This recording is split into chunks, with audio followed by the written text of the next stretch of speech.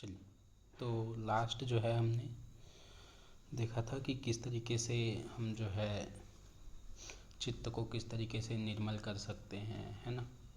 चित्त को किस तरीके से एकाग्र कर सकते हैं, उन सब के उपायों के बारे में देखा था। फिर उसके बाद जो है उसका फल बताया था कि जब हमारा जो चित्त है वो स्थिर हो जाता है तो उसके बाद जो है परमाणु परम महत्वांत अस्य वशीकारा, मतलब कि जो भी छोटे से छोटा या फिर बड़े से बड़ा जो भी वस्तु है कह लीजिए, तो उनमें हमारा जो चित्त है वो बहुत जल्दी जो है वो क्या हो जाता है, स्थिर हो जाता है, क्योंकि उस पर जो है हमारा वशीकार जो है हो जाया जाता है, मतलब कि उस पर हमारा वश्यता आ जाई रहती है। ठीक है, अब आगे जो है समापत्ति मतलब कि संप्रज्ञात समाधि के बारे में देखेंगे। ठीक है, संप्रज्ञात समाधि के बारे में कह रहे हैं कि क्षीणवृत्ते अभिजातस्येव मणेः गृहीतृ ग्रहण ग्राह्येषु तदस्त तज्जनता समापत्तिः। ओके, एक एक वर्ड को समझते हैं। क्षीणवृत्ते मतलब कि जब हमारी जो वृत्तियां हैं वो क्षीण हो जाएं, मतलब कि हमारी जो राजसिक और तामसिक जो वृत्तियां हैं वो क्षीण हो जाए मेनली, और हमारा जो चित्त है वो कैसा हो जाए, अभिजातस्य। अभिजातस्य मतलब कि निर्मल, शुद्ध। ओके, तो किसकी तरह शुद्ध, मणि है। मणि है मतलब मणि, स्फटिक मणि, उस ऐसा मणि जिसमें मतलब कि पूरा सफ़ेद एकदम पानी की तरह प्योर, अगर उसमें कुछ हम देखें तो वो ऐसा हो जाएगा कि जैसे जिस चीज़ का उस पर रिफ्लेक्शन पड़ रहा हो वो सेम एज इट इज़ उसी की तरह हो जाए, है ना। जैसे पानी में हम कोई चीज़ मिला देते हैं तो वो कैसा हो जाता है, पानी उसी कलर का हो जाता है ना। तो वैसे ही टाइप का आपका जो चित्त है वो स्फटिक मणि के समान शुद्ध हो जाए, निर्मल हो जाए। ठीक है, आगे कहते हैं गृहीतृ ग्रहण और ग्राह्येषु। तो ये जो तीन हैं, है ना, गृहीतृ मतलब कि ग्रहिता, ग्रहण मतलब कि ग्रहण, और ग्राह्य, ग्राह्य मतलब जिसका उपभोग किया जा रहा हो। ठीक है, ग्रहण मतलब जिसके माध्यम से ग्रहण किया जा रहा हो, ग्राह्य मतलब जिसका ग्रहण हो रहा हो। ठीक है, और गृहीता मतलब कि जो ग्रहण कर रहा हो। ठीक है, चलिए तो इन तीनों को देखते हैं, गृहीत्री, ग्रहण और ग्राह्य क्या क्या है। तो गृहीत्री जो है वो क्या है आपका, गृहीत्री मतलब ग्रहिता, वो कौन है, पुरुष। ठीक है, जो कि अभी जो ये स्थिति है स्फटिक मणि के समान कह रहे हैं, तो वहाँ पे क्या है मेनली इनने क्या कहा, क्षीण वृत्ति अभिजातस्य, मतलब कि आपका जो राजसिक और जो तामसिक जो वृत्तियाँ हैं वो क्या हो गई हैं, क्षीण हो गई हैं, और हमारा जो चित्त है वो कैसा हो गया है, पूर्णतः सात्विक हो गया है। ठीक है, तो सात्विक जो पुरुष है वो क्या हुआ आपका, गृहीत्री कहलाएगा। ओके, आगे है ग्रहण। अब अगर आपको जो है हाँ, सांख्य दर्शन में जो प्रकृति का जो क्रम आता है ना, किस तरीके से जो ये प्रकृति है वो बनी है ना, 25 तत्वों वाला जो आपका सीक्वेंस आता है, उसमें पुरुष जो है वो प्रकृति से मिलता है, उसके बाद जो है आपका महत तत्व की उत्पत्ति होती है, महत से फिर जो है आपका अहंकार तत्व, फिर अहंकार जो है वो आपका तीन उसमें डिवाइड होता है ना, तीन गुण में, सात्विक, राजसिक और तामसिक, है ना। तो सात्विक और राजसिक जो है वो आपका क्या हुआ, सात्विक और राजसिक मिलके आपके जो इंद्रियां हैं, है ना, ज्ञान इंद्रियां, कर्म इंद्रियां हो गई और उभय इंद्रियां, मतलब कि 11 जो इंद्रियां हैं उनका निर्माण करते हैं, और राजसिक और तामसिक मिलकर क्या करते हैं, आपका पंच तन्मात्रा का निर्माण करते हैं, और पंच तन्मात्रा से आपका पंच महाभूत का निर्माण होता है ना। तो ये सीक्वेंस है। तो उन्हीं में से गृहित्री तो हो गया हमारा पुरुष, ठीक है। अब आगे आता है आपका ग्रहण, ठीक है। तो किसके माध्यम से ग्रहण करेगा पुरुष, वो जो है आपका इंद्रियों के माध्यम से ग्रहण करेगा, ठीक है। तो अंतःकरण और इंद्रियों के माध्यम से पुरुष क्या करता है, विषयों का ग्रहण करता है, ठीक है। तो अंतःकरण और इंद्रियां क्या हो गई, आपकी ग्रहण हो गई, ठीक है। अब आगे आता है आपका ग्राह्य। ग्राह्य क्या है, तो ग्राह्य है आपका पंच महाभूत और उनके विषय, मतलब कि विषय मतलब यहाँ पे तन्मात्राएं, ठीक है। पंच महाभूत कौन कौन से, आपके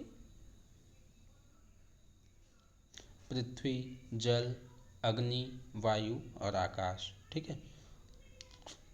उनकी अपनी अपनी तन्मात्राएं है ना, जैसे कि रूप, रस, गंध, स्पर्श और शब्द, ठीक है।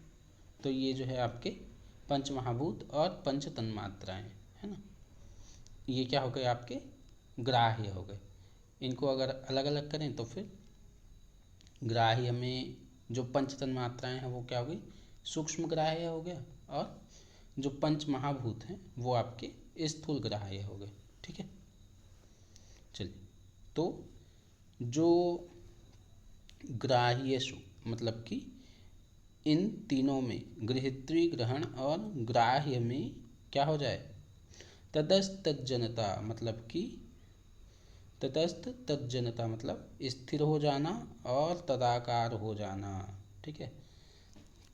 अब चूंकि यहाँ पे जो हमारा जो चित्त है वो क्या हो गया है, सात्विक हो गया है, तो जहाँ पर भी हम जो है अपने मन को लगाएंगे, है ना, जैसे कि आपका हम पंच महाभूत में लगाएंगे, या फिर पंच तन्मात्रा में लगाएंगे, या फिर हमारे इंद्रियों में वो होगा, या फिर अंतःकरण में होगा, है ना, या फिर हम जो है पुरुष में या फिर परमात्म तत्व में अगर हम जो है अपने उसको लगा रहे हैं, है ना, अपने चित्त को लगा रहे हैं, तो वहाँ पे क्या हो जाएगा, तटस्थ हो जाएगा, मतलब कि स्थिर हो जाएगा, स्थित हो जाएगा, और तज्जनता मतलब कि उसी में तदाकार हो जाएगा। अभी जैसे पता है ना कि जैसे एक स्वच्छ पानी है तो उसमें क्या होगा, जिस रंग को मिलाओगे तो वैसा ही कलर आ जाएगा, है ना, उसी के तदाकार हो जाएगा वो, है ना।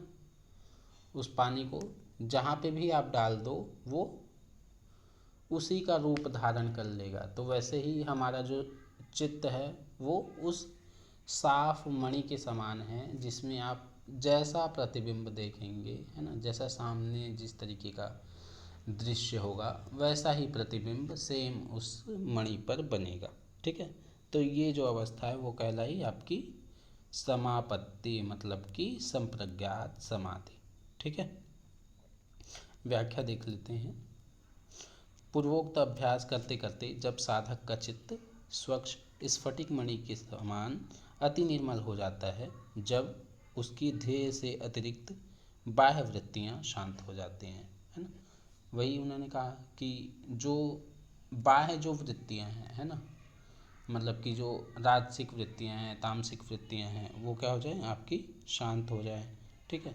उस समय साधक इंद्रियों के स्थूल या सूक्ष्म विषयों को एवं अंतःकरण या इंद्रियों को अथवा बुद्धिस्थ पुरुष को, ठीक है, मतलब कि वही ग्रहिता, ग्रहण या फिर ग्राह्य, इन तीनों को जिस भी किसी ध्येय को लक्ष्य बनाकर उनमें अपने चित्त को लगाता है, तो वह चित्त उस ध्येय वस्तु में स्थित होकर तदाकार हो जाता है, ठीक है। मतलब जिसका ध्यान करेंगे वैसा ही हमारा जो चित्त है वो हो जाएगा। इसी को क्या कहते हैं, संप्रज्ञात समाधि कहते हैं, क्योंकि इस समाधि में साधक को ध्येय वस्तु के स्वरूप का भली प्रकार ज्ञान हो जाता है, ठीक है। उसके विषय में किसी भी प्रकार का भ्रम या फिर संशय, डाउट नहीं रहता है। ठीक है। सूत्रकार ने अगले सूत्र में न तो आनंदानुगत समाधि की चर्चा की है और न ग्रहण या फिर इंद्रियानुगत और न ही अस्मितानुगत, पुरुषानुगत। ठीक है, इन सब की अलग अलग चर्चा नहीं की है। ठीक है, इस कारण यद्यपि यह विषय स्पष्ट नहीं होता, परंतु सूक्ष्म विषय की हद, मतलब कि जो सूक्ष्मता है उसका भी क्या है, यहाँ पे एक लिमिट बता दिया गया है कि किस लेवल तक जो है हम चीज़ों को सूक्ष्म मानेंगे। तो उसको कहते हैं कि सूक्ष्म विषय की हद, मतलब कि सीमा अलिंग पर्यंत, मतलब कि अलिंग मतलब प्रकृति, प्रकृति पर्यंत जो है बतला दी गई है। मतलब कि जो भी ये हम अभी 25 तत्व वाला प्रकृति क्रम पढ़ रहे थे ना, तो उनमें 25 तत्वों में आपका जो स्थूल से हम जो है सूक्ष्म की ओर जब जाएंगे तो वो आपका क्या होते जाएगा, सूक्ष्म होते होते होते होते, जैसे कि पंच महाभूत जो है वो सबसे स्थूल अवस्था हो गई है ना। तो उसके बाद उससे ऊपर चलो तो वो क्या हो गया आपका पंच तन्मात्राएँ सूक्ष्म अवस्था हो गई है ना। अब पंच तन्मात्राएँ, ठीक है, इधर जो है आपके पंच जो है आपका कर्मेंद्रियाँ, पंच ज्ञानेंद्रियाँ, अगर हम इनको स्थूल माने तो फिर उससे जो है आपका मन सूक्ष्म हो गया, मन से सूक्ष्म जो है आपका अहंकार हो गया है ना, अहंकार से सूक्ष्म जो है आपकी बुद्धि हो गई, बुद्धि से सूक्ष्म क्या हो गया आपका प्रकृति हो गई। ठीक है, तो यहाँ तक जो है सूक्ष्मता का लेवल जाता है अलिंग पर्यंत, अलिंग मतलब प्रकृति। ठीक है, इससे मन, इंद्रियां और अस्मिता का उसी में अंतर्भाव माना जा सकता है। ठीक है, मतलब कि अभी जब आगे पढ़ेंगे तो उसमें मेनली जैसे 4 तरीके की संप्रज्ञात होती है ना। ठीक है, वितर्क, विचार, आनंद और अस्मिता। तो इसमें आगे जब पढ़ोगे तो आनंद और अस्मितानुगत समाधि को अलग अलग से नहीं बताया गया है। ठीक है, तो इनको क्या कर दिया गया है कि जब हम जो है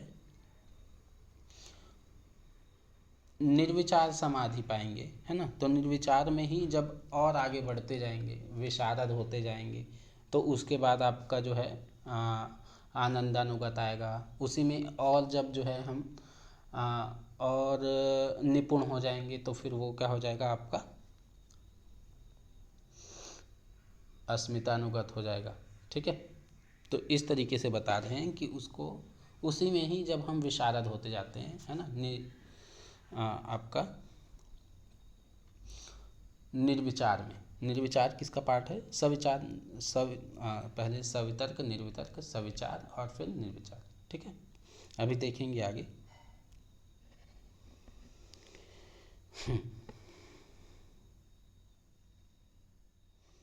संभव है इसी से उन्होंने इंद्रियानुगत और अस्मितानुगत समाधि के भेदों को अलग अलग वर्णन नहीं किया है, क्योंकि तीसरे पाद के जो भी मतलब सूत्र हैं आपके 44, 47, 49 सूत्र, यहाँ तक जो है आपका ग्राह्य विषयक, ग्रहण विषयक और गृहत्व विषयक संयम का फल बताया गया है। ठीक है, जब हम 3rd चैप्टर में देखेंगे तो उनका जो है विभूतिपाद, तो इनमें जब हम संयम करते हैं तो उसका क्या फल होता है वो जो है वहाँ पे बताया गया है। ठीक है, वहाँ के सूक्ष्म रूप में तन्मात्राओं को और ग्रहण के रूप में, ग्रहण के सूक्ष्म रूप में अस्मिता को लिया गया है। ठीक है, ग्राह्य का जो सूक्ष्म रूप है, ग्राह्य मतलब आपका पंच तन्मात्रा और पंच महाभूत। ठीक है, ये ग्राह्य है, तो इनका जो सूक्ष्म रूप है वो क्या है आपका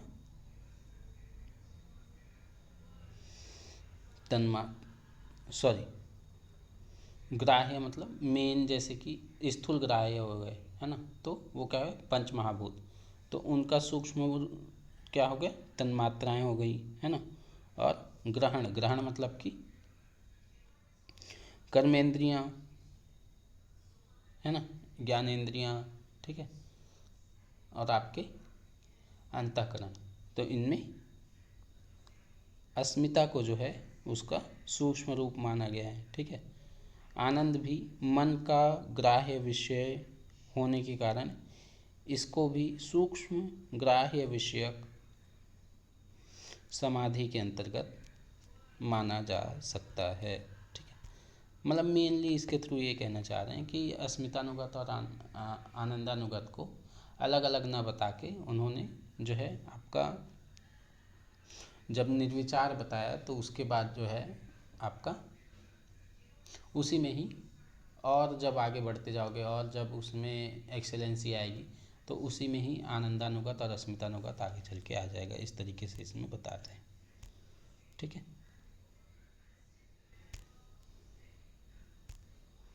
चल अब आगे चलते हैं। आगे कह रहे हैं सामान्य रूप से संप्रज्ञात समाधि का स्वरूप बतला दिया गया। अब इसके भेदों का वर्णन बताते हैं। ठीक है, कौन कौन से प्रकार हैं उसके बारे में कह रहे हैं। तो सबसे पहले आता है आपका सवितर्क।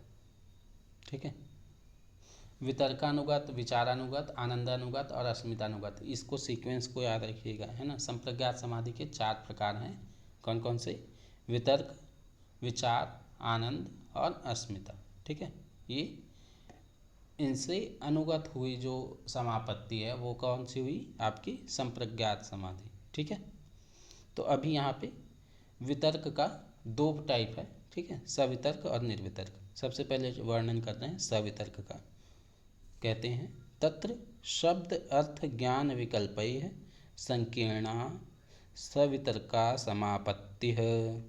ठीक है, अब ये जो 4 प्रकार की समापत्ति है ना, वितर्क, विचार, आनंद, अस्मिता, उसमें से भी जो वितर्क वाली है, वितर्क में कौन सी? सवितर्क, मतलब कि वितर्क के सहित। ठीक है,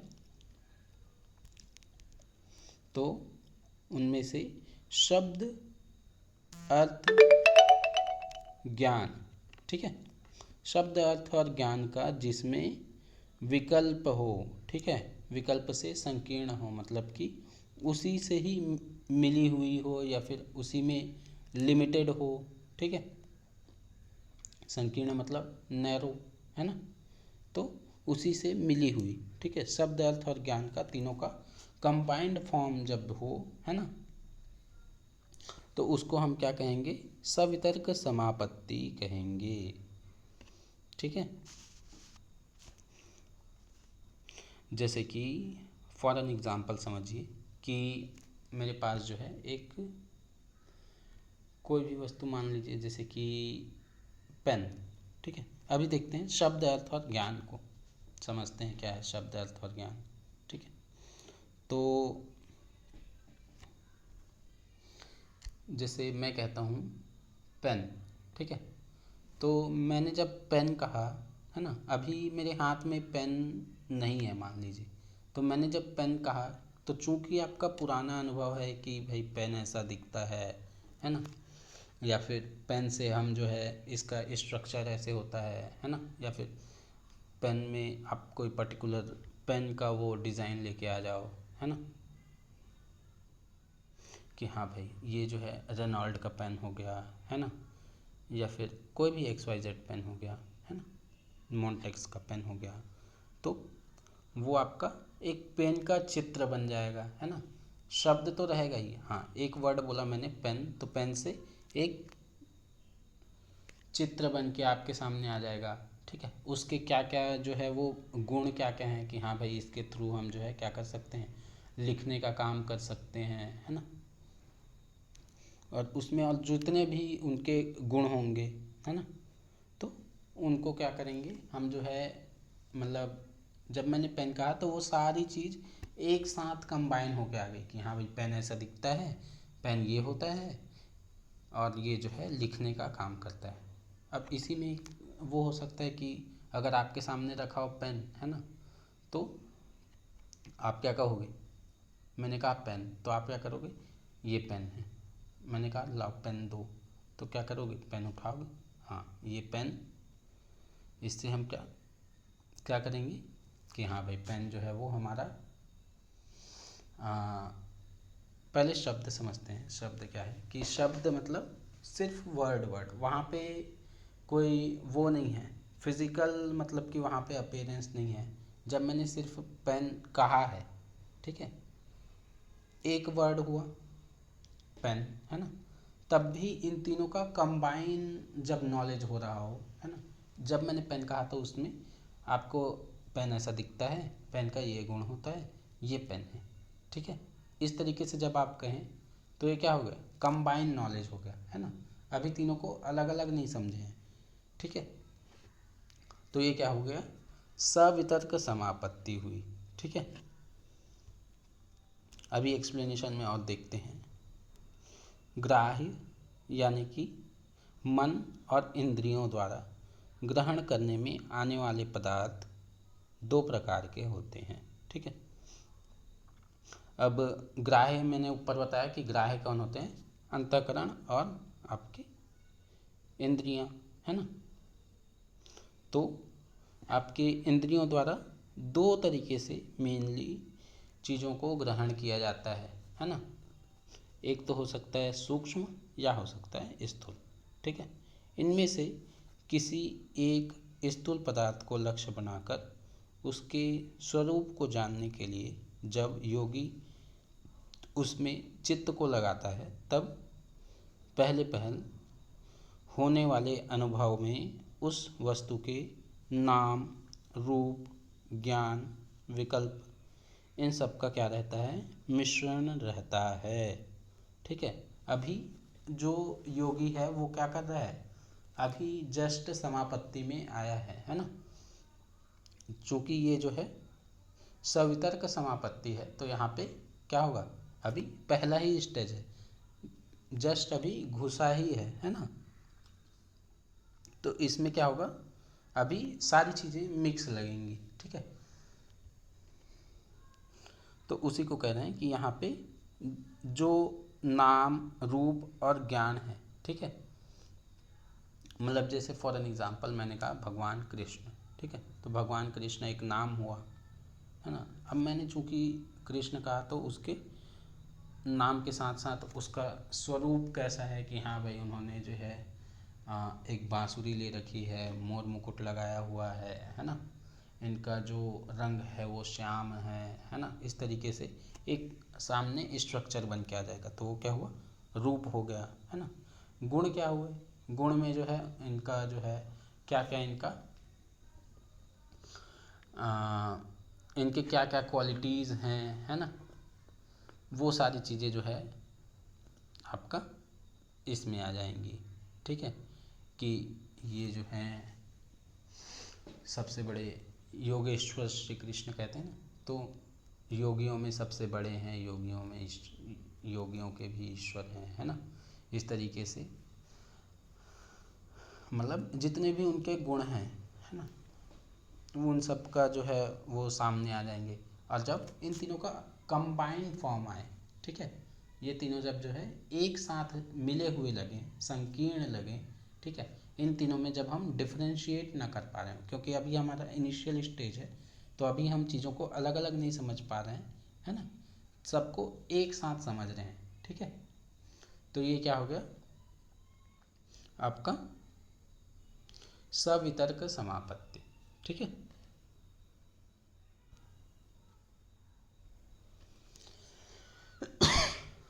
तो उसी को कह रहे हैं, अर्थात उसके स्वरूप के साथ साथ नाम और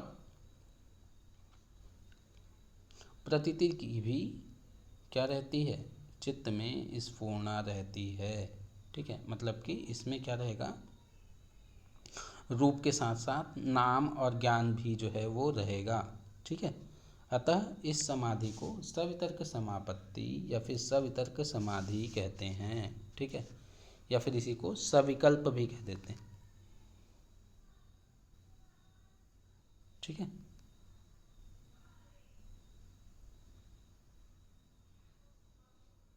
चल अब आगे कहते हैं,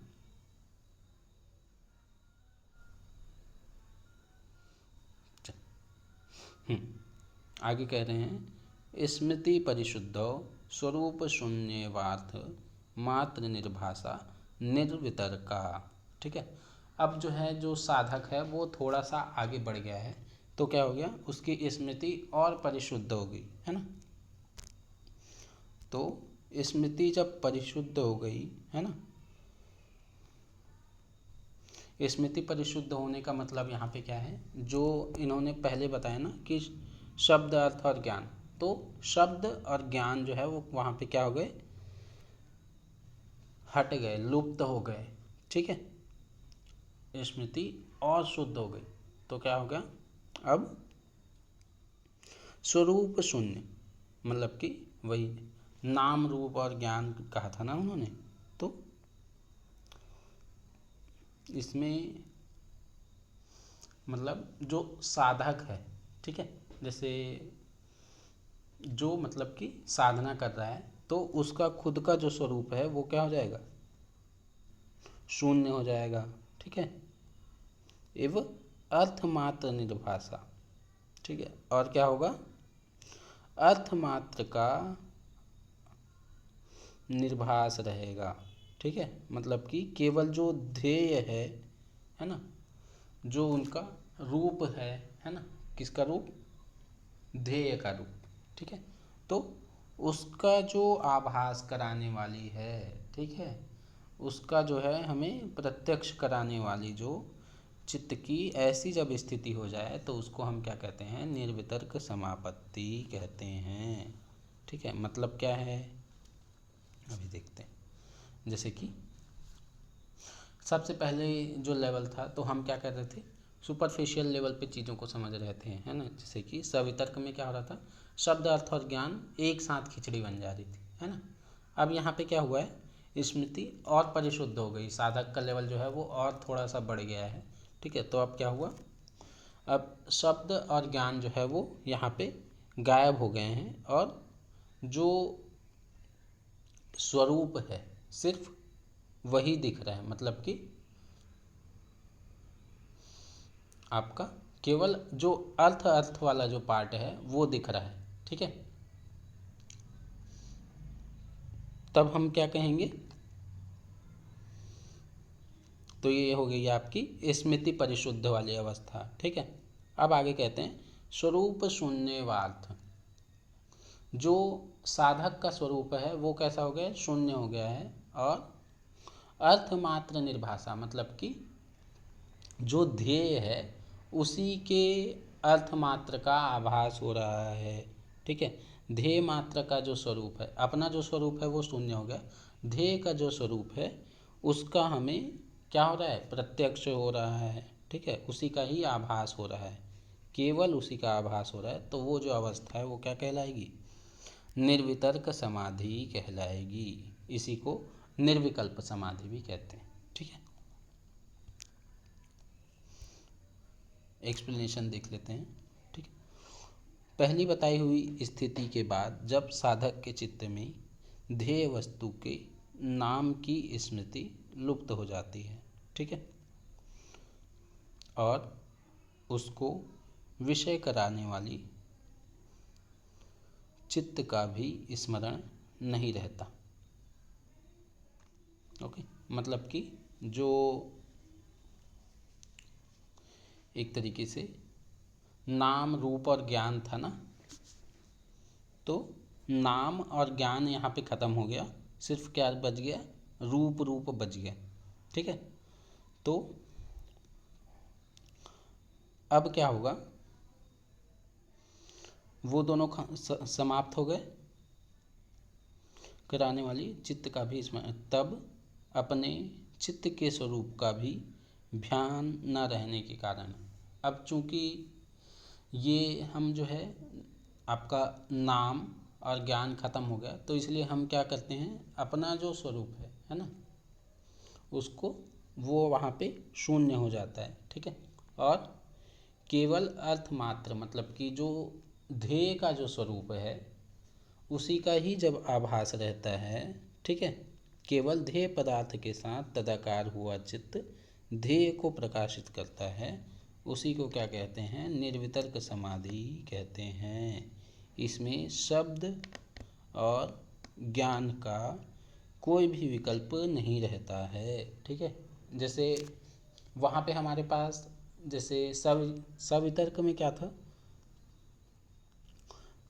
आपका, सवितर्क कह लीजिए या फिर सविकल्प कह दीजिए, ठीक है। तो उसमें 3 ऑप्शन थे हमारे पास, है ना, कि भाई हमारे पास शब्द भी है, अर्थ भी है और ज्ञान भी है ना।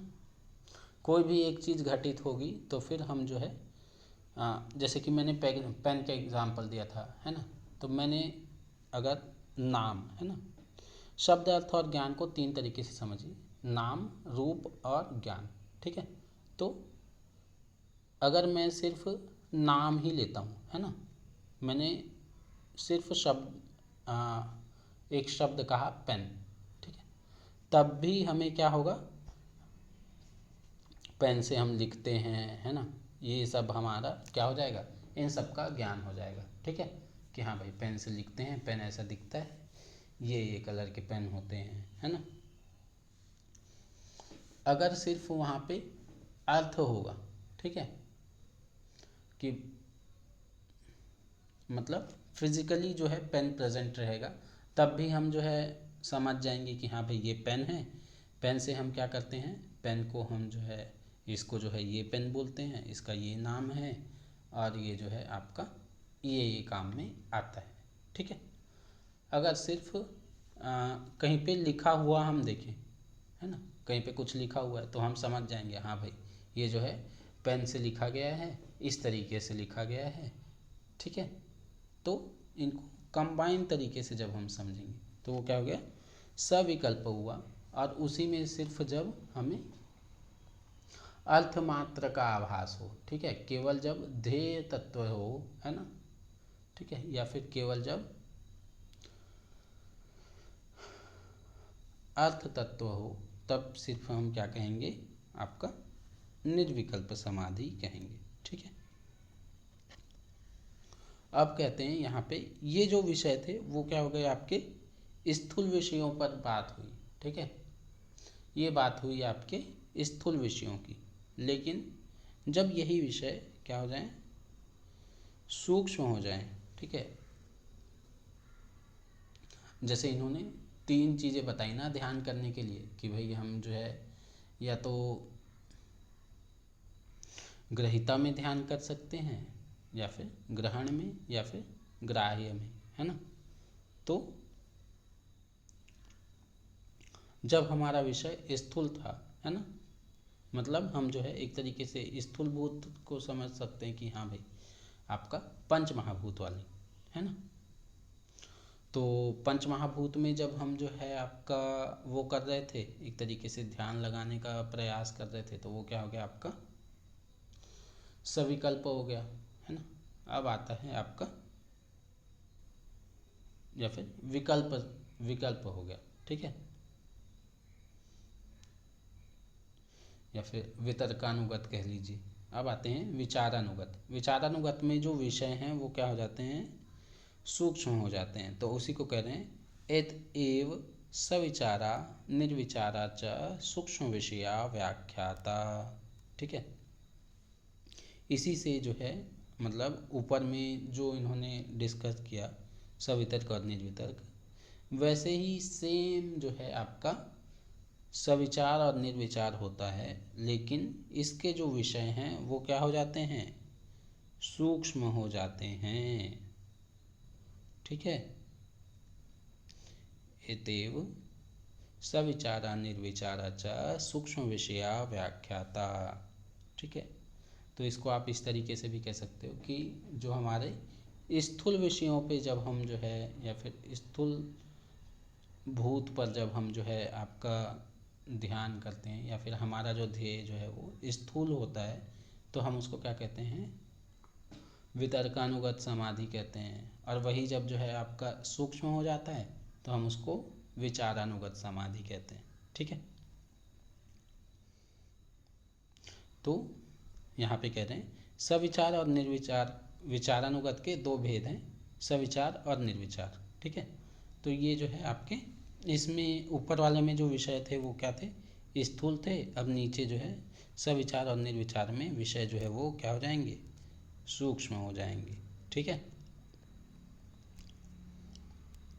जिस प्रकार से स्थूल ध्येय पदार्थों में की जाने वाली समाधि के दो भेद थे, उसी प्रकार से सूक्ष्म ध्येय पदार्थों से संबंध रखने वाली समाधि भी दो भेद से समझने वाली है। अर्थात जब किसी सूक्ष्म ध्येय पदार्थ के स्वरूप का यथार्थ स्वरूप जानने के लिए उसमें चित्त को स्थिर किया जाता है, तब पहले उसके नाम, रूप और ज्ञान के विकल्प से सहित संकीर्ण, ठीक है। यहाँ पे भी वही चीज़ हो गया है ना, नाम, रूप और ज्ञान। ऊपर में जो है शब्द अर्थ ज्ञान कह दिया था, यहाँ पे नाम रूप ज्ञान कह रहा है, ठीक है। तो इससे जब संकीर्ण हो या फिर सहित हो तो हम उसको क्या बोलेंगे, सविचार कह देंगे। और जब इससे इनमें से दो हट जाए, नाम और ज्ञान हट जाए, है ना, सिर्फ रूप बचे, तो उसको हम क्या कह देंगे, जब सिर्फ रूप बचे, वो भी किसका रूप, ध्येय का रूप, ठीक है, अपना जो रूप है वो समाप्त हो जाए, ठीक है, तब हम उसको क्या कहेंगे, निर्विचार कहेंगे, ठीक है। अब ऊपर तो कह दिया भाई कि भाई क्या हुआ आपका, एतेव सविचारा निर्विचारा सूक्ष्म विषया व्याख्याता, है ना, मतलब कि ये सूक्ष्म विषयों में होने वाली समाधि है, ठीक है। लेकिन अब सूक्ष्मता की भी तो एक लेवल होगी ना, कि भाई किस लेवल तक सूक्ष्म, तो उसी को आगे कहते हैं कि सूक्ष्म विषयत्वम च अलिंग पर्यवसानम, मतलब कि जो विषयों की जो सूक्ष्मता है वो कहाँ तक जाएगी, अलिंग पर्यवसानम, मतलब कि अलिंग तक होगी, अलिंग पर्यंत होगी। अलिंग मतलब कि प्रकृति, ठीक है। वही फिर से याद कर लीजिए, आपके 25 तत्व वाले जो वो थे, है ना। जैसे सबसे पहले आपका पंच महाभूत, है ना, मतलब अगर स्थूल से सूक्ष्म की ओर अगर जा रहे हैं तो फिर पंच महाभूत हो गए, फिर पंच महाभूत से सूक्ष्म क्या हो गया, पंच तन्मात्राएं हो गई, है ना। अब पंच कर्मेंद्रियों और ज्ञानेंद्रियों को देख लीजिए, है ना, तो उनसे सूक्ष्म क्या हो गया, मन हो गया, है ना। मन से सूक्ष्म आपका अंतःकरण हो गया, अंतःकरण से सूक्ष्म आपका महत तत्व हो गया, बुद्धि तत्व हो गया, है ना। और बुद्धि से सूक्ष्म क्या हो गया, आपका प्रकृति तत्व हो गया, ठीक है। तो वो जो सूक्ष्मता है वो कहाँ तक जाएगी, आपका अलिंग पर्यवसानम, मतलब कि अलिंग पर्यंत जाएगी, प्रकृति तक ही जाएगी, उसके ऊपर जो है सूक्ष्मता खत्म हो गई, ठीक है। प्रकृति, पृथ्वी का सूक्ष्म विषय क्या हुआ आपका, गंध तन्मात्रा, ठीक है। वही मैंने कहा ना कि आपके जो भी पंच महाभूत हैं उनकी पंच तन्मात्राएं उनके सूक्ष्म विषय हो गए, है ना। जैसे कि पृथ्वी का जो है तन्मात्रा क्या हुआ, गंध हुआ, है ना।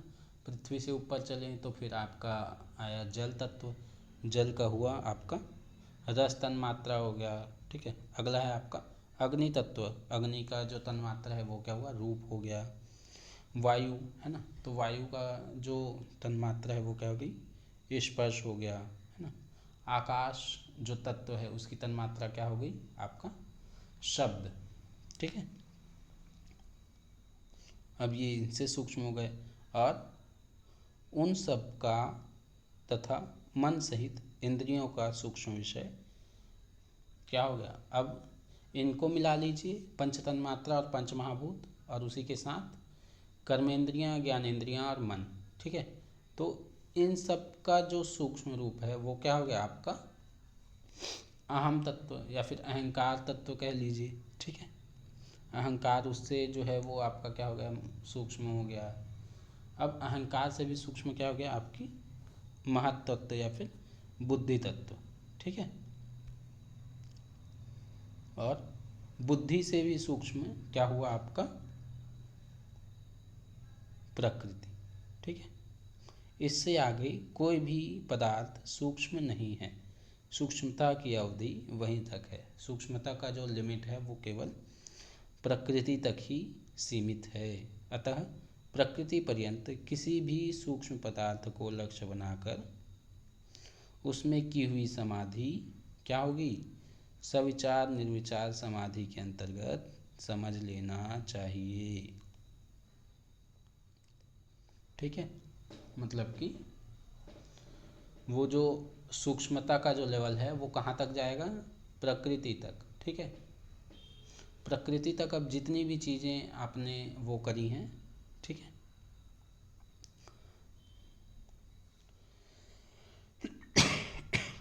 तो वो क्या आ जाएगा आपका, सविचार और निर्विचार के अंतर्गत आ जाएगा। ठीक है, यद्यपि पुरुष प्रकृति से भी सूक्ष्म है पर वह दृश्य पदार्थों में नहीं आता। ठीक है, वो जो है दृश्य के लिमिट में नहीं आता है ना। ठीक है, तो इसीलिए उसको क्या कह रहे हैं,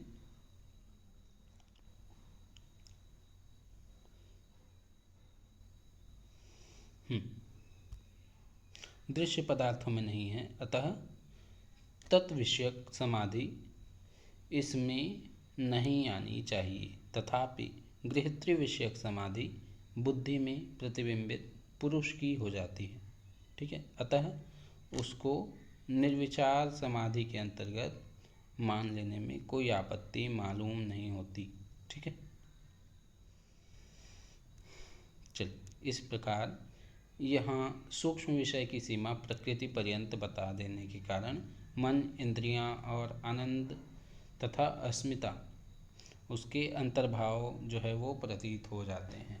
ठीक है, मतलब कि वही चीज़ को कह रहे हैं कि इसमें जैसे कि आपका वितर्क, विचार, आनंद और अस्मिता वाला इन्होंने यहाँ पे कंसेप्ट बताया है कि ये जो है आपके जो निर्विचार वाला है उसी में जब हम जो है एक्सट्रीम में जाते जाते हैं तो आनंदानुगत और अस्मितानुगत जो है वो आपका इसी के अंतर्गत आ जाता है। इस तरीके से यहाँ पे बता रहे हैं।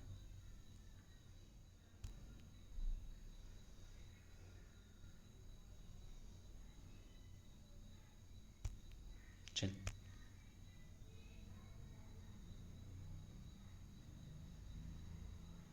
अब आगे कहते हैं ता एव सबीजः समाधि।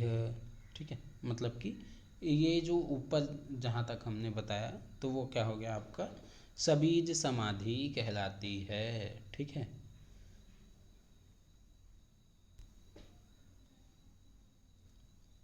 जो आपके सवितर्क निर्वितर्क है ना, सविचार निर्विचार ये जो समाधि है वो क्या है, सबीज समाधि के अंतर्गत आते हैं। ठीक है, एक्सप्लेनेशन में देख लेते हैं। निर्वितर्क और निर्विचार समाधि भी निर्विकल्प होने पर क्या नहीं है, निर्बीज नहीं है, मतलब कि उसमें जो है बीज जो है वो कहीं ना कहीं रह ही जा रहा है। ठीक है, तो इसलिए ये जो है क्या होगा, सबीज समाधि कहलाएगी, क्योंकि इसमें बीज रूप में किसी न किसी ध्येय पदार्थ को विषय कराने वाली चित्तवृत्ति का अस्तित्व रहता ही है ना।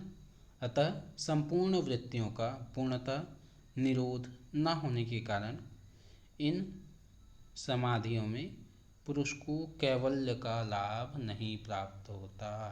ठीक है, यहाँ पे जो है आपका कैवल्य तक नहीं पहुँचे हैं, है ना, अभी सिर्फ क्या हुआ है आपका सबीज समाधि की प्राप्ति हुई है। मतलब कि अभी भी जो है आपका एक तरीके से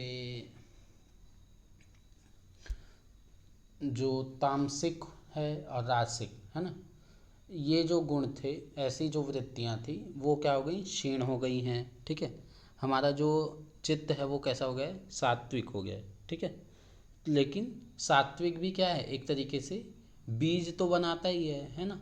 तो इसीलिए यहाँ पे कह रहे हैं कि ये जो है आपका सबीज समाधि है। ठीक है, अगर आप अच्छे अच्छे भी कर्म कर रहे हो तो भी तो एक वो वाला रहेगा ना कि हाँ भाई स्वर्ग भी तो भोगना पड़ेगा। ठीक है, इस तरीके से इसको समझ सकते हैं आप। तो यहाँ पे ये वाला जो बीज है, कर्म का जो बीज है वो आपका बचा ही रहेगा संस्कार में। ठीक है, इसलिए इसको सबीज समाधि कही गई है। ठीक है, क्योंकि इसमें सतोगुण जो है वो बचा हुआ है। ठीक है,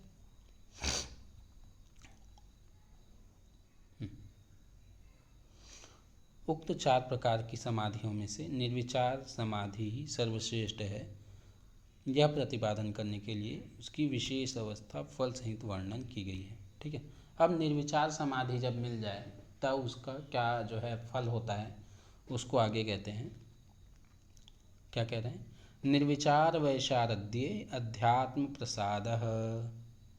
ठीक है, निर्विचार में जब वैशारद्य हो जाए, है ना, निर्विचार के जो हम जो है उसके विशारद हो जाना मतलब उसमें और गहन चले जाना, है ना, या फिर उसका निर्विचार मतलब में उसकी जो है स्पेशलिटी हो जाना। वैशारद्य मतलब उसी में ही जो है आपका पूरा आपका जो है नॉलेज आ जाना उसका। ठीक है, यहाँ पे जो है कह रहे हैं वैशारद्य का मतलब अत्यंत निर्मल हो जाना। ठीक है, तो निर्विचार भी जब एकदम रिफाइन हो जाए, विशारद हो जाए, ठीक है, अब उसमें और कुछ ना बच जाए, तब क्या होता है, अध्यात्म प्रसाद की प्राप्ति होती है। ठीक है, अध्यात्म प्रसाद क्या है भाई, तो वही वाला सूत्र याद कर लीजिए आप, क्षीण वृत्ति अभिजातस्य हो। ठीक है, तो जब आपके तामसिक और राजसिक जो गुण हैं वो क्या हो जाएं, क्षीण हो जाएं, है ना, और सतोगुण का क्या हो, निरंतर प्रवाह चलने लगे।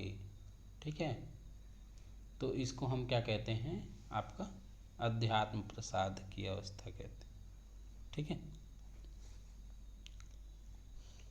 देखते हैं अभी। निर्विचार समाधि के अभ्यास से जब योगी के चित्त की स्थिति सर्वथा परिपक्व हो जाती है, उसकी समाधि स्थिति में किसी प्रकार का किंचित मात्र भी दोष नहीं रहता।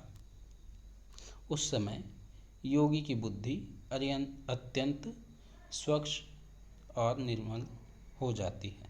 ठीक है, तो वही कह रहे हैं कि जब आपका जो साधक है वो कैसा हो जाए, सतोगुण के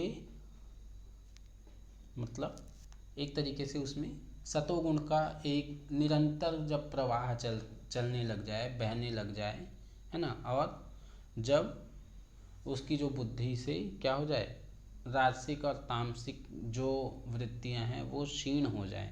ठीक है, ऐसी अवस्था आ जाती है किसके बाद, निर्विचार में जब विशारद हो जाए उसके बाद। ठीक है, तो एक तरीके से आप कह सकते हैं कि हमारा जो चित्त है वो पूर्णतः सतोगुणी हो गया। ठीक है, अब उसी को आगे कहते हैं जब अध्यात्म प्रसाद मिलता है तो उसके बाद क्या होता है भाई, तो कहते हैं ऋतम भरा तत्र प्रज्ञा। ठीक है, तो जब हमारा जो चित्त है वो राजसिक और तामसिक गुणों से क्षीण हो जाए और पूर्णतः उसमें सतोगुण का प्रवाह होने लगे, मतलब अध्यात्म प्रसाद जब मिल जाए, तो हमारी जो प्रज्ञा है, हमारी जो बुद्धि है वो कैसी हो जाएगी, ऋतंभरा, मतलब कि ऋत को धारण करने वाली, सत्य को धारण करने वाली जो है हमारी बुद्धि हो जाएगी, ऋतंभरा तत्र प्रज्ञा। ठीक है, उस समय हमारी जो चित्त है या फिर हमारी जो बुद्धि है, प्रज्ञा है, वो कैसी हो जाएगी, ऋतंभरा। ठीक है, मतलब कि सत्व को धारण करने वाली। ठीक है, प्रज्ञा कहते हैं विवेक जनित जो बुद्धि होती है ना, मतलब कि जिसमें हम जो है डिफरेंशिएट कर पाएँ कि हाँ भाई ये सही है ये गलत है, और सही का जब चयन कर पाएँ। ठीक है, सही गलत के बीच में अंतर कर पाएँ और उसमें से भी सही का चयन कर पाएँ। ठीक है,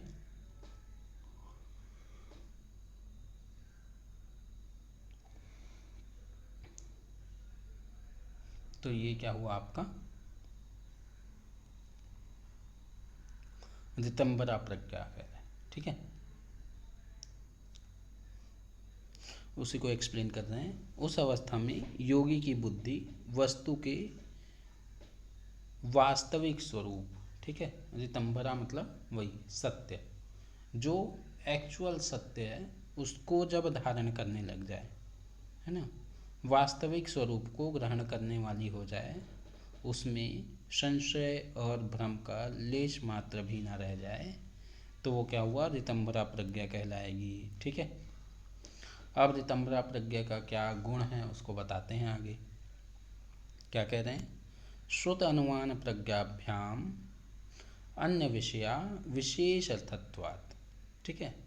तो जो एक सामान्य बुद्धि होती है ना, वो क्या है, श्रुत अनुमान प्रज्ञाभ्याम, श्रुत और अनुमान से होने वाली बुद्धि, ठीक है। श्रुत मतलब सुने हुए विषय, है ना, अनुमान या फिर अनुमान से होने वाला ज्ञान, सुनने से होने वाला ज्ञान और अनुमान से होने वाला ज्ञान, इन बुद्धियों की अपेक्षा जो है अन्य विषय, इनके जो विषय हैं उनसे, वो तो रहेगा ही बट उससे भी और एक लेवल ऊपर, ठीक है। मतलब कि जो श्रुत और अनुमान वाली प्रज्ञा है, उस बुद्धि का जो विषय है वो कैसा रहेगा, अलग होगा, ठीक है। और ऋतंभरा प्रज्ञा वाली जो बुद्धि है उसका जो विषय है वो अलग होगा, ठीक है। मतलब कि जो श्रुत और अनुमान वाली जो बुद्धि है, देखते हैं समझते हैं।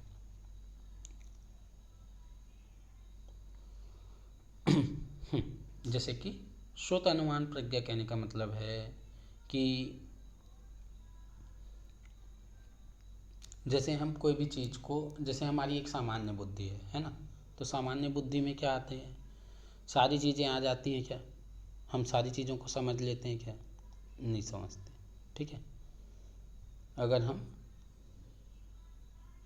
किसी चीज़ को समझते भी हैं तो उसको एक लिमिट तक ही जान पाते हैं, है ना। तो उसी को कह रहे हैं कि जो श्रुत और अनुमान प्रज्ञा है उसमें विषयों का जो है सही सही ज्ञान नहीं हो सकता है, ठीक है। मतलब कि एग्जैक्ट वो क्या चीज़ है उसको हम जो है श्रुत और अनुमान के माध्यम से नहीं जान सकते, ठीक है। केवल सुन सुन के या फिर उसमें तुक्का लगा के, है ना, अनुमान लगा के गैस करके हम जो है उसको एग्जैक्ट रूप में नहीं जान सकते, है ना। और अगर जान भी गए तो उसका क्या रहेगा, एक लिमिट रहेगा कि हाँ भाई इसको इसी सीमा तक जान सकते हैं, ठीक है। वो भी स्थूल लेवल तक, ठीक है। केवल हम जो है उसमें स्थूल लेवल तक, जैसे अब जो चीज़ हमारे सुनने में नहीं आई, है ना, या फिर जो हमारे अनुमान के परे की चीज़ हो गई, तो उसको जो है ये सामान्य बुद्धि नहीं समझ पाएगी, है ना। लेकिन ऋतंभरा प्रज्ञा क्या होगा, ऋतंभरा प्रज्ञा में अभी अभी हमने देखा कि ये जो है इसमें जो है विषय जो है हमारे, चूँकि इससे पहले जो है निर्विचार की इन्होंने बात करी, है ना। तो निर्विचार में जब वैशारद्य आएगा तब अध्यात्म प्रसाद मिलेगा, फिर ऋतंभरा प्रज्ञा आएगी। तो अब उसी से ही हम वो लगा सकते हैं कि निर्विचार वाली जो अवस्था है वो यहाँ तक मिल गई है, ठीक है। तो निर्विचार मतलब कि एक तरीके से विषयों की जो सूक्ष्मता है ना, उसको उसने अचीव कर लिया है, ठीक है। मतलब कि एतेव सब सविचारा निर्विचारा सूक्ष्म विषया व्याख्याता, है ना। तो वो जो सूक्ष्म विषया व्याख्याता वाला जो अवस्था है वो यहाँ पे प्राप्त हो गई है, ठीक है। मतलब कि प्रकृति में जितने भी सूक्ष्म विषय हैं, ठीक है, उन सब का जो है इसमें ज्ञान हो जाएगा, ठीक है। स्थूल तो रहेगा ही लेकिन सूक्ष्म भी जो है आपका इसमें इंक्लूड हो जाएगा, ठीक है। तो इसलिए ये जो है विशेष अर्थत्वात्, मतलब कि सामान्य बुद्धि से क्या है, विशेष अर्थ वाली बुद्धि है, ठीक है। व्याख्या में कहते हैं वेद शास्त्र आप्त पुरुषों के वचन से वस्तु का सामान्य ज्ञान होता है, पूर्ण ज्ञान नहीं होता। ठीक है। फॉर एन एग्जाम्पल, अगर आप कोई जो है बुक पढ़ रहे हो, है ना, या फिर किसी को सुन रहे हो, ठीक है, जैसे किसी टेक्स्ट में लिखा हुआ है ना, तो उसके माध्यम से हम जो है क्या कर सकते हैं, एक जनरल ओवरव्यू ले सकते हैं। ठीक है। किसी से कहीं से सुना है तो फिर हम क्या कर सकते हैं, सिर्फ एक हाँ भाई ये मे भी हो सकता है ऐसा। ठीक है, वहाँ पे एक मे बी वाला जो लिमिट है वो आ गया। इसी प्रकार अनुमान से भी साधारण ज्ञान ही होता है। बहुत से सूक्ष्म पदार्थों में तो अनुमान की पहुँच ही नहीं है। अतः वेद शास्त्र में किसी भी वस्तु के स्वरूप का वर्णन सुनने से जो तद विषयक निश्चय होता है वह श्रुत बुद्धि कहलाती है। ठीक है, मतलब कि जो सुनी हुई चीज़ें हैं, है ना, जैसे हमने वेद से सुनी है, या फिर किसी ऋषि मुनि ने सुनाई है, कोई कथा में हमने सुन लिया है ना, कोई पुराण में हमने सुन लिया। ठीक है, तो वो सब क्या हो गया, श्रुत बुद्धि कहलाई। इसी प्रकार अनुमान प्रमाण से जो बुद्धि का स्वरूप निश्चय होता है वह अनुमान बुद्धि है। ये दोनों प्रकार की बुद्धि वृत्तियाँ वस्तु के स्वरूप को सामान्य रूप से ही विषय करती हैं। उसके अंग प्रत्यंगों सहित उसका पूर्ण ज्ञान इससे नहीं होता, किंतु ऋतंबरा प्रज्ञा से वस्तु के स्वरूप का यथार्थ एवं पूर्ण, मतलब कि उसके एक तो हो गया यथार्थ ज्ञान, और पूर्ण मतलब कि उसके जो भी अंग प्रत्यंग, मतलब कि उसके जितने भी शाखाएं होंगी, जो भी उससे रिलेट करता होगा, है ना, तो उन सब का भी ज्ञान हो जाता है। अतः यह उन दोनों प्रकार की बुद्धियों से, मतलब कि अनुमान बुद्धि और श्रुत बुद्धि, इन दोनों से भिन्न एवं अत्यंत श्रेष्ठ है, ऐसा यहाँ पे कह रहे हैं। ठीक है। अब ऋतंबरा प्रज्ञा का और क्या जो है आपका फल है, या फिर उसकी और क्या विशेषता है, उसके बारे में कहते हैं। ठीक है, क्या कह रहे हैं, जब ऋतंबरा प्रज्ञा वाली बुद्धि होती है तब क्या होता है, तो कह रहे हैं तज्ज संस्कारो अन्य संस्कार प्रतिबंधी। ठीक है, मतलब कि ऋतंबरा प्रज्ञा से जो उत्पन्न होने वाला संस्कार है वह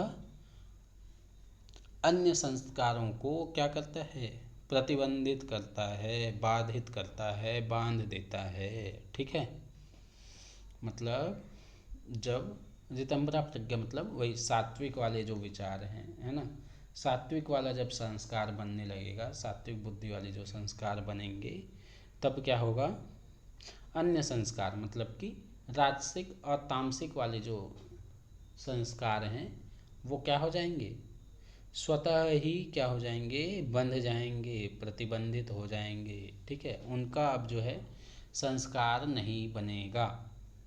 ठीक है, मनुष्य जिस किसी भी वस्तु का अनुभव करता है, जो भी कुछ क्रिया करता है, उन सबके संस्कार अंतःकरण में इकट्ठे हुए रहते हैं। इन्हीं को योग शास्त्र में क्या बोला गया है, कर्माशय कहा गया है। ठीक है, जो भी हम कर्म करते हैं, क्रिया करते हैं, है ना, तो उन सब का क्या बनता है, एक तरीके से अंतःकरण में, है ना, क्या होते हैं, वो इकट्ठा होते जाते हैं आपकी बुद्धि में, है ना, मन बुद्धि चित्त अहंकार के आपके अंतःकरण हैं, है ना, तो इनमें इकट्ठा होकर के क्या बनते हैं, कर्मों का आशय बना जाता है, कर्म आशय बनते जाते हैं, उन्हीं से क्या होता है, आपके संस्कार बनते हैं। ठीक है, और वही जो है आपके आगे चल के क्या करते हैं, पुनर्जन्म का कारण बनते हैं। ठीक है, तो तो ये जो कर्म जो इकट्ठा हो रहे हैं, इसी को जो योग शास्त्र है वो क्या कह रहा है, कर्माशय कहते हैं। ठीक है, ये मनुष्य को संसार चक्र में भटकाने वाले मुख्य कारण हैं। ठीक है, इसी की वजह से हम क्या होते हैं, संसार चक्र में भटकते रहते हैं। इसके नाश से मनुष्य क्या हो जाता है, मुक्ति लाभ प्राप्त कर सकता है। ठीक है, एक तरीके से मतलब कि मोक्ष की प्राप्ति हो सकती है। अतः उक्त बुद्धि का महत्व प्रकट करते हुए सूत्रकार कहते हैं कि इस बुद्धि के प्रकट हो जाने पर मनुष्य को प्रकृति के यथार्थ रूप का भान हो जाता है। तब उसका प्रकृति और उसके कार्यों में स्वभाव से ही मतलब स्वतः ही क्या हो जाता है, वैराग्य हो जाता है। उस वैराग्य के संस्कार पूर्व इकट्ठे हुए सभी राग द्वेष युक्त जो भी संस्कार बने थे, है ना, मतलब पुराने जितने भी संस्कार हैं जो कि आपके राजसिक या तामसिक जो भी संस्कार बने हैं उन सबको समाप्त कर देगा। ठीक है, इससे योगी शीघ्र ही मुक्त अवस्था को पहुंच जाता है। लेकिन अभी भी जो है आपका सात्विक है। ठीक है, क्योंकि ऋतंभरा प्रज्ञा में हमने पढ़ा था कि ये जो है सत्य को धारण करने वाली एक तरीके से कह लीजिए, है ना, तो सत्य को या फिर सत्व को। ठीक है, तो सात्विक जो बुद्धि हुई है वहाँ पे भी अभी भी बचा हुआ है। ठीक है, तो सात्विक सात्विक तो इकट्ठा हो गया, चलो भाई। ठीक है, अब आगे कहते हैं, यहाँ तक था आपका सबीज समाधि, है ना। अब आगे कहते हैं निर्बीज समाधि। तो निर्बीज समाधि क्या है भाई, तो निर्बीज समाधि कहते हैं तस्यापि निरोधे सर्वनिरोधान निर्बीजः समाधि। मतलब कि ये जो ऋतंभरा प्रज्ञा वाला जो बुद्धि बनी है, ठीक है, या फिर उसके भी जो संस्कार बने हैं, ऋतंभरा प्रज्ञा वाले भी जो संस्कार बने हैं उनका भी जब निरोध हो जाए, ठीक है, तस्य अपि निरोधे सर्व निरोधान, सबका जब निरोध हो जाए, ठीक है, तब क्या कहेंगे उसको, निर्बीज समाधि कहेंगे। ठीक है, जब ऋतंभरा प्रज्ञा जनित संस्कार के प्रभाव से अन्य सब प्रकार के संस्कार का अभाव हो जाए तथा उसके बाद स्वयं ऋतंभरा प्रज्ञा के जो संस्कार हैं उन पर भी आसक्ति ना हो, उनका भी जब निरोध हो जाए, है ना, वो भी जब समाप्त हो जाएं, तो उस निरोध के होते ही समस्त संस्कारों का निरोध स्वतः ही हो जाता है। अतः संस्कार के बीज का सर्वथा अभाव हो जाने से ये जो अवस्था है वो क्या हो जाती है, निर्बीज समाधि। अब चूंकि आपका सात्विक वाले भी जो गुण हैं, है ना, या फिर सात्विक वाले भी जो संस्कार हैं वो क्या हो गए, उनका इतना फ्लो हो गया, है ना, कि भाई सत्व सत्व सत्व सत्व, अब सत्व से भी जब ऊपर उठ गए तस्यापि निरोधे, है ना, तो सत्व का भी जब निरोध कर दिया तो अब क्या हुआ, सब चीज़ का निरोध हो गया। क्योंकि आपके तामसिक और वो तो पहले ही ख़त्म हो गए थे, है ना, राजसिक और तामसिक तो पहले ही ख़त्म हो गए थे। तो यहाँ पे सात्विक को भी जब निरोध कर दिया, ठीक है, तब क्या हुआ, आपका सबका निरोध हो गया और इसी को क्या कहा इन्होंने, निर्बीज समाधि कहा। ठीक है, ये भी यही जो है आपका कैवल्य अवस्था भी कहलाता है। ओके, ये आपका फर्स्ट चैप्टर जो है ख़त्म हो जाता है। ओके, यहाँ पे आपका प्रथम चैप्टर जो समाधिपाद है वो आपका क्या हो गया, समाप्त हो गया। ओके।